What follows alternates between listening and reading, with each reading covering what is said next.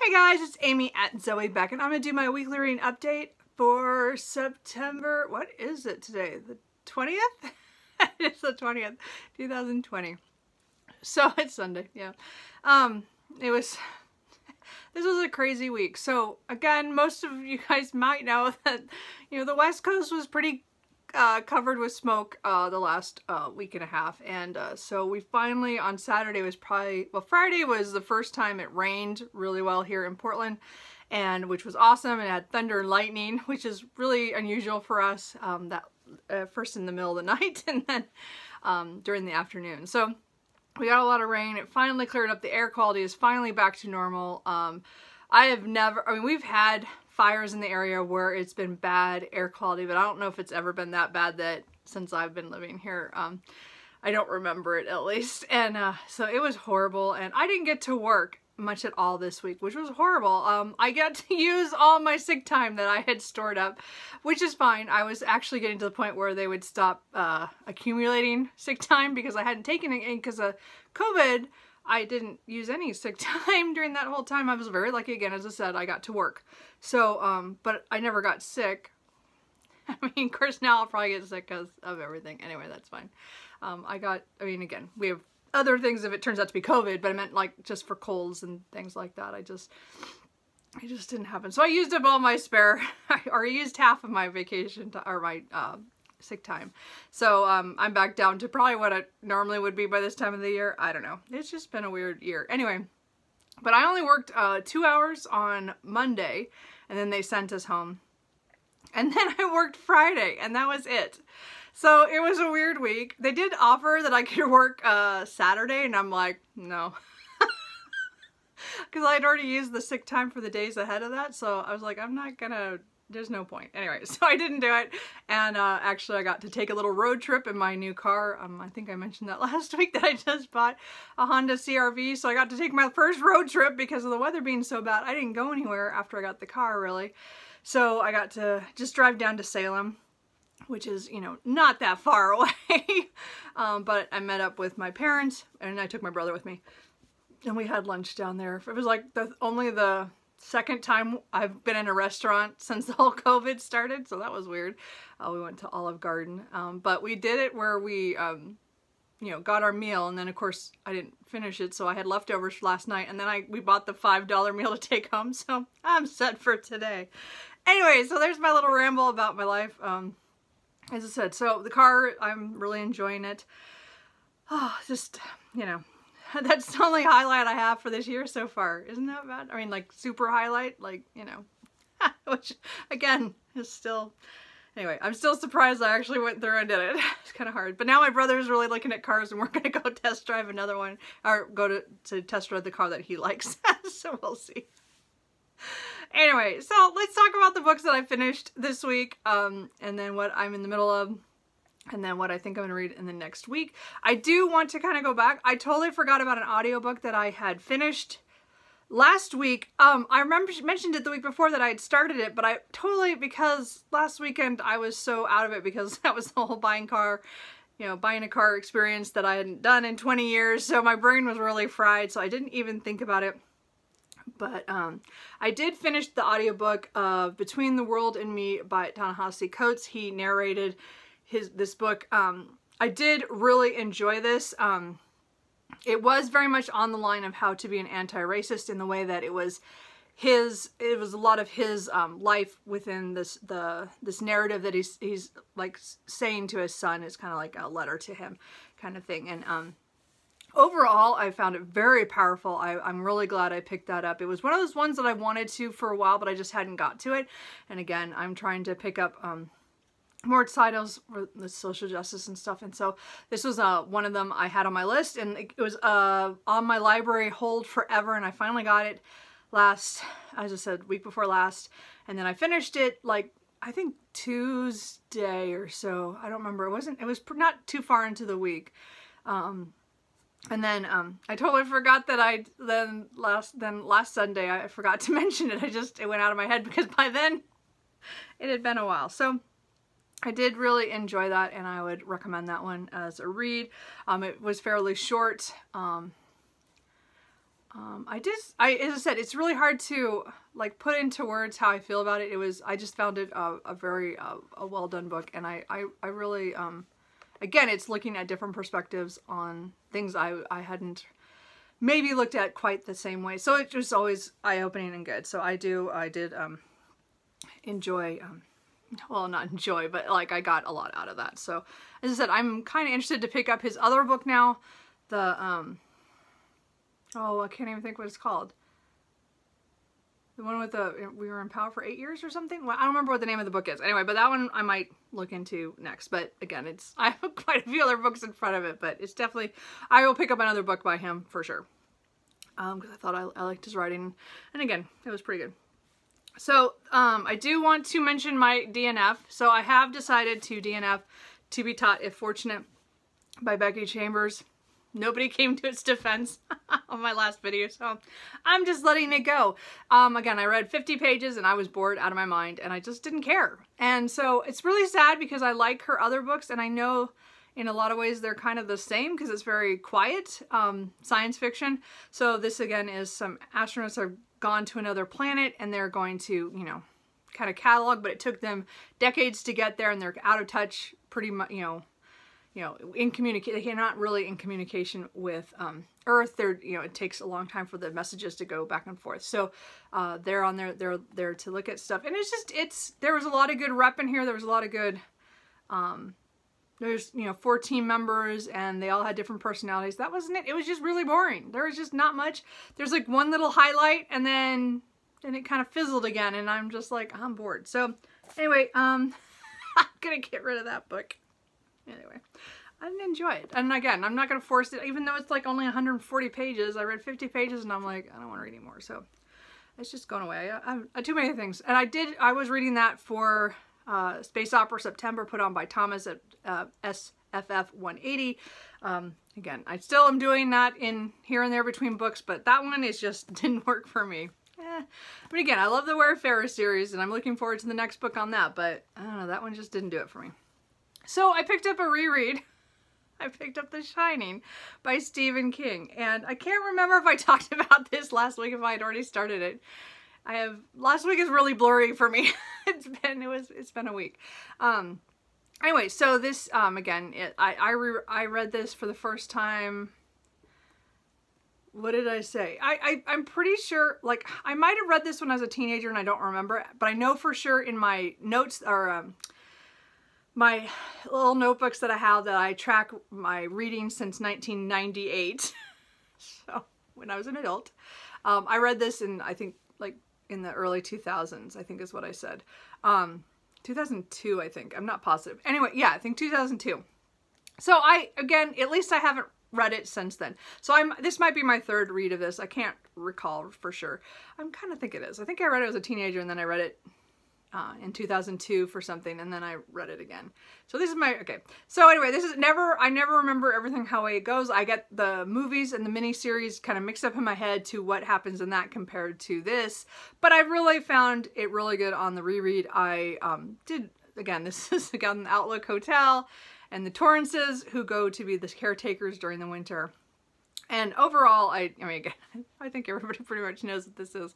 But it was, I mean, again, it was good horror for me. It wasn't anything too bad, you know, anything that, a couple of things shocked me that, like, I'm like, oh, I forgot about that, you know, and other than that, and the way it ended, I liked better than, like, the Stanley Kubrick ending. It was very dramatic, but it wasn't the same, so I liked the way this went, because, of the arc of Jack Torrance. Anyway, other than that, I really wanted to reread this so that I could read Dr. Sleep. So I've been wanting to read that forever and I finally got a copy. So I did want to read this fall. So I got around and did that. So I then picked up Guardians of the West by David Eddings, which was the first book in the Malarian series. Oh, that's how I say it. Malarian, I don't know. Anyway, so the point is this is the second set of 5 books in the same world as the Belgariad, which is with Pawn of Prophecy as the first book. So this is the next set of 5. And I didn't realize I had not reread these since 2002. So I had read the Belgarian. I had reread that back in 2008. So that was normal for me to read it every, 6 to 10 years. But I didn't pick up the second series, which is weird because I swear I had a memory of doing that. So either I didn't write it down, which doesn't make any sense because I wrote down the other ones. Or I thought I put it aside like I did this one. Like I read the Belgarian last year and then I wanted to read these this year. Of course I'm behind. It's September and I'm picking up the first book. Anyway, I'm not going to make it probably for this year, but I'm going to at least, continue. So again, this is book 1. So I would not start here. I would say Pawn of Prophecy and the Belgarian. I'm very much a completist. I'm very much a read from the beginning. So this would make a lot more sense if you read the first 5 books. And again, they are very short for epic fantasies. So again, this is only like 440 pages for the first book. So these are fairly short because again, there are 5 books in this series. But this is the series I don't remember so much because I haven't read it as often as the Belgarian. So this will be fun to reread this. This kind of starts everything all up again. It kind of gives you a preview of where everybody went after the first 5 books, and then things start changing again and getting the prophecies start wreaking havoc again. So again, it's epic fantasy. It's very light compared to, Sanderson and Martin and even Williams, Tad Williams. I just feel David Eddings is just light and fluffy kind of for epic fantasy, but I enjoy the characters so much. So it's always good I always like to revisit them, and it has been a long time since I read these because clearly 2002 is a long time ago. So I'm looking forward to this. So I did finish this week because I was off work a lot. So I got those done. I should have read more, really, considering how much time I was off work, but no, I didn't read that much. So anyway, so that's what I finished. So again, 2 rereads and a book actually from the week before and a DNF. Not great. But I did pick up the next book in the Embers of War trilogy by Garth L. Powell. This is Fleet of Knives. I got it from my library. So this is the second book in this sci-fi series that I started a couple weeks ago, and I finished the first book. So I enjoyed the first book well enough to continue on, but I decided not to buy them because I don't think I liked the first book like enough that I'm probably going to keep it. So I thought I'll just get it from the library. So I got the book from the library. So I'm hoping to read this one. I'm about 50 pages in of about 400. So not too far, but that's all I got done yesterday because of my little trip down to Salem. But overall, like, it's following Trouble Dog, who is a spaceship, and she works for her and her crew work for the House of Reclamation, which is kind of a rescue crew who, like, ships have a distress signal, they'll go and help them. And it's just kind of, they're that, and I can't really talk about the fleet because that's kind of comes from the first book, so don't worry about that. I think Embers of War was much better than I thought it was, because it again is written in the point where each chapter has the name of the character, and then it's in first person from their point of view, and I think there was 5 people that we followed. So this is doing the same thing. We've only gotten 4 perspectives so far. I'm guessing there'll be a couple more, but so far I'm enjoying it. I'm not sure this is going to go because it's the middle book of the trilogy, so we'll see. And again, this is for Space Opera September. So my hope is that maybe if I get through this in the next couple days, that I will get the 3rd book from the library and finish it by the end of the month and finish a whole trilogy. That would be cool, but I'm also not going to push myself because I know how I burn out on things. So let's not do that. So that's what I'm actively reading. I am listening to The House on the Cerulean Sea by T.J. Klune.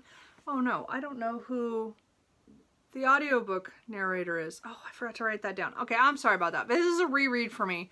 I read it on ebook from the library back in early June. Loved it. It's one of my favorite books this year. So I am...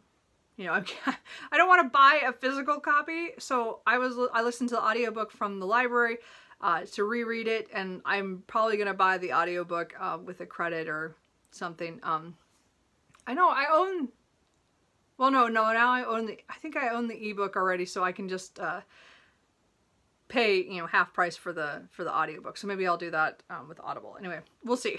I'm probably gonna order. I just bought it from the library to see if I liked it, and I really, really like it. So, but I'm finishing it. I'm about 40% of the way through, so I got still about over 7 hours to listen to, which is fine. That'll probably last me through this week because I have another audiobook I already have out from the library for after that, so I need to get this done. But because this week I didn't drive in my car very much, I didn't get as much time listening to audiobooks. And when I went with my brother on the little road trip, we listened to music and not my audiobooks. So anyway, so I'm again, the House in the Cerulean Sea is about Linus Baker, who is like a caseworker for magical orphans, and he goes to an orphanage that's on this little island, and it has very special children there, and he goes there and also has to do reports for his for the agency he works for, and there's kind of some undercurrent going there, and then Linus is just a sweet middle-aged guy who's in a rut kind of thing, and he goes here, kind of has his world shaken up. It is such a heartwarming book. I really, really enjoy this book. I mean, I can't wait to have my own physical copy, but I want paperback, not a hardback. So it'll be next February, I think, or something. But anyway, the audiobook is awesome, and I will get the audiobook narrator, and I'll try to get into the show notes and remember to mention it next time because I just totally forgot. So, so that I'm going to try to work on that this week to finish that up. Fleet of Knives as well. So then the next book I'm going to pick up, I really should pick up The Bone-Shard Daughter by Andrea Stewart. I have the book out in the other room.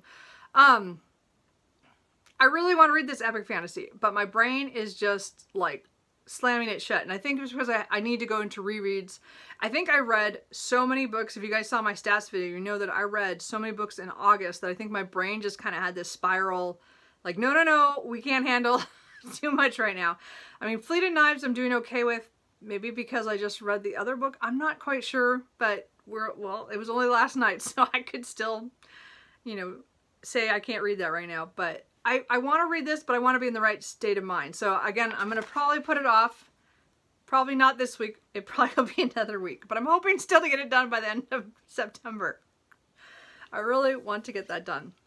But the book I'm probably going to pick up next, after I finish Fleet of Knives, is Dr. Sleep by Stephen King, because I really want to read this sequel. And again, I got this really cool copy because of the cat. Of course I did.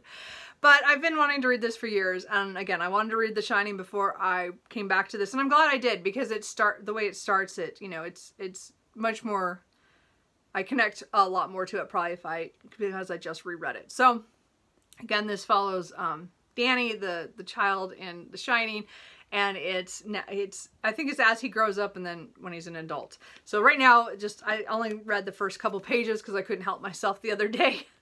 And just to try it, and then I decided to read Fleet of Knives, but I'll read, or something else, I don't remember what I did. Anyway, but I'll read this probably next because it's calling to me.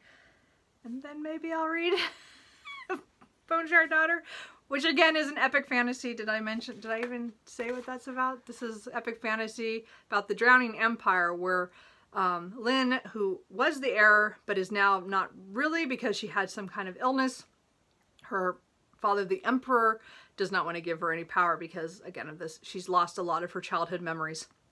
So she is fighting to help her kingdom, or, you know, her empire, by trying to get control because she wants to change things. And then there are other characters, like another one's a smuggler that I read in the next chapter I read. And I'm not quite sure what he's doing, but it's kind of showing there's kind of some shadiness in the empire. And then there's some kind of vague hints of other things that are going badly. Anyway, I really want to read this, but as I said, because Andrea is one of my friends, writer friends. I was in a writer group with her back in Sacramento, and I'm really proud of her, but I want to be in the right mind focus to read that, and I'm not going to force it when I'm not. So that's why I picked up the rereads. I think this week was, with all the air quality stuff, that was probably the best thing I could have done, is all rereads, which is what I did. But now that the air is cleared, I'm going to read the science fiction, and then maybe we'll see what I read next. No idea. But let's get through another science fiction. So anyway, that's it. What are you guys reading? Have you guys read anything good? Are you guys, yeah, you know, it's hilarious that reread tag. It just makes me laugh because of so many so many things I reread, and then I DNF all the time too, and all those are going, all the videos on those. It's just, those are awesome. It's just, yeah, we all have interesting reading lives, don't we? Anyway, let me know if you're reading anything good, or if you've read any of these, or going to read any of these. Kind of interesting. I'm hoping to get up a Victober, my first Victober video here maybe this week. I think I'm going to do kind of go through all my Victorian literature and like recommendations as well as options, and then I'll probably put a TBR up next week. So but we'll see how that video goes. I'm not sure, it might be just a rambling video about me and my Victorian books. We'll see. Anyway, I will talk to you guys later. Bye.